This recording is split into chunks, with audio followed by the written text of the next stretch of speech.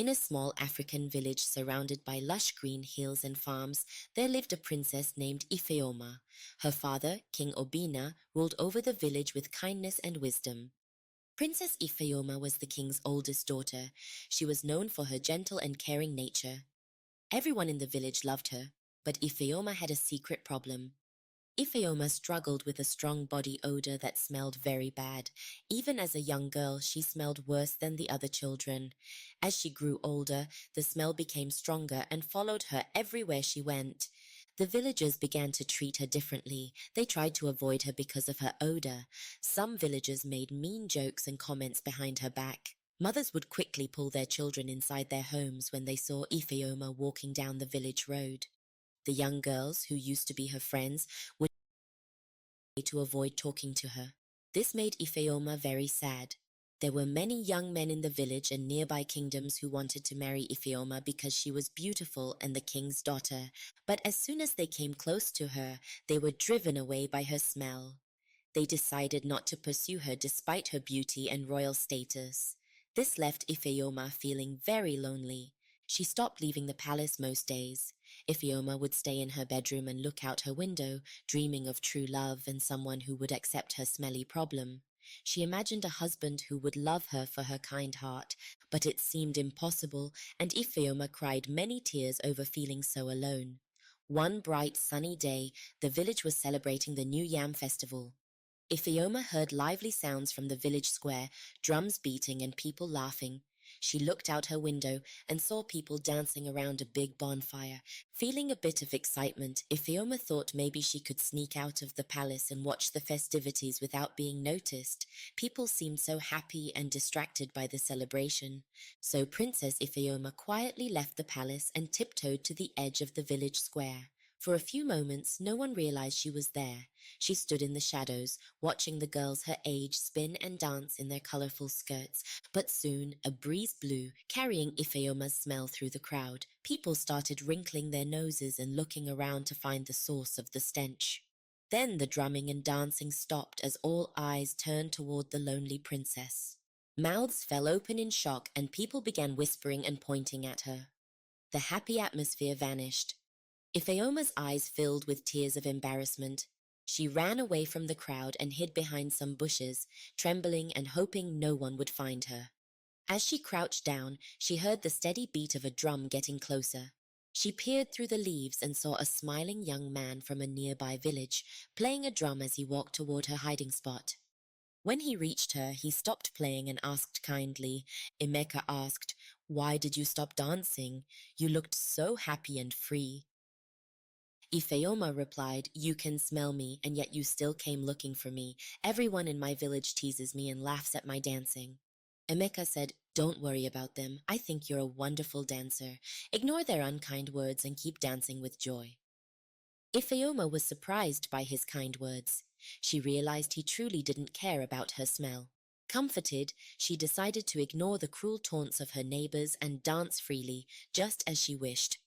The young man started playing a cheerful, upbeat rhythm on his drum. At first, Ifeoma was unsure, but soon she began swaying to the music. The stranger's smile grew wider as he watched her dance. He played faster, and Ifeoma moved more confidently, feeling truly seen and accepted for the first time. When she finally stopped dancing, they shared a moment of laughter and joy. The young man introduced himself as Emeka. He lived in a nearby village and played drums for events and celebrations. Emeka asked Ifeoma if she would meet him again the next day in the same spot. Ifeoma, her heart lighter than it had been in years, said yes. She hurried home, excited about her new friend and looking forward to their next meeting. In the following weeks, Princess Ifeoma's meetings with Emeka became the highlight of her days. Each afternoon, she would sneak away to their secret spot where Emeka would be waiting with his drums. They talked for hours, sharing stories and jokes, and Ifeoma danced with joy and freedom. Emeka made Ifeoma feel accepted, and she forgot about her smell when she was with him. Their friendship grew stronger, and soon they both realized they had fallen in love. One day, Emeka took Ifeoma's hands in his and said, Emeka asked, "Ifeoma, I care for you deeply. Will you marry me? I don't care about royal customs. I just want to be with you." Ifeoma was overjoyed but also worried about what her father, King Obina, would say. She agreed to marry Emeka, but they decided to ask for her parents' permission first. However, before they could share their plans, a terrible plague swept through the villages. People fell ill with high fevers and painful blisters. To stop the plague from spreading, the villages were sealed off, and no one could leave or enter. Weeks turned into months, and Ifeoma was trapped in the palace, unable to see Emeka. She prayed for his safety every day, but as the months passed, she grew weaker. One morning, Ifeoma woke up with a high fever and red blisters on her arms. The plague had reached her. The king and queen were desperate. They tried every remedy they could think of, but nothing worked. Ifeoma grew weaker and weaker.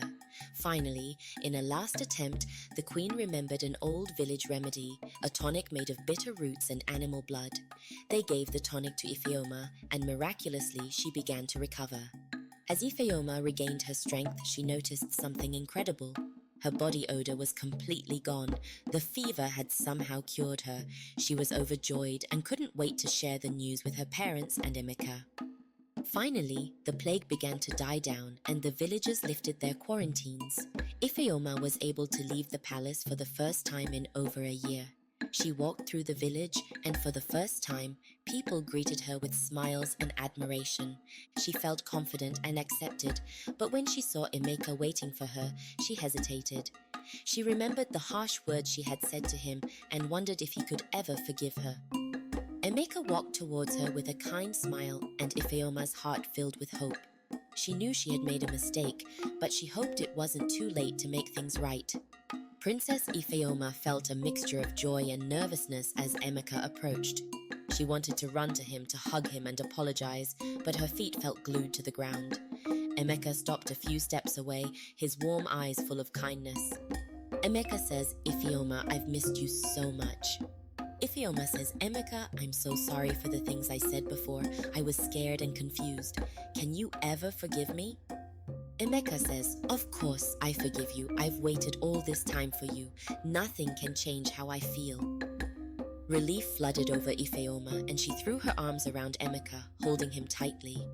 "Thank you," she whispered. "I promise I'll never doubt us again." The next few weeks were filled with joy as Ifeoma and Emeka rekindled their love. They spent every moment they could together, sharing their dreams and making plans for the future. Ifeoma's confidence grew as she felt truly accepted for who she was. However, there was still the matter of King. Ifeoma knew that convincing her father to let her marry Emeka would not be easy. One evening, she decided it was time to speak to her parents. Ifeoma said, "Father, Mother, there's something important I need to tell you. I've fallen in love with Emeka, the drummer, and I want to marry him." King Obina and Queen Chioma exchanged worried glances. King Obina said, "Ifeoma, you know we want what's best for you. Emeka is a good man, but you are a princess. Your marriage needs to strengthen alliances and bring prosperity to our village." Ifeoma said, "Father, I understand our traditions, but I love Emeka. He makes me happy and accepts me for who I am. Isn't that what's most important?" Queen Chioma replied, "Your happiness means everything to us, Ifeoma, but we need to think carefully about this. Give us some time to consider." Ifeoma nodded, trying to hide her disappointment. She knew her parents needed to see how much Emeka meant to her.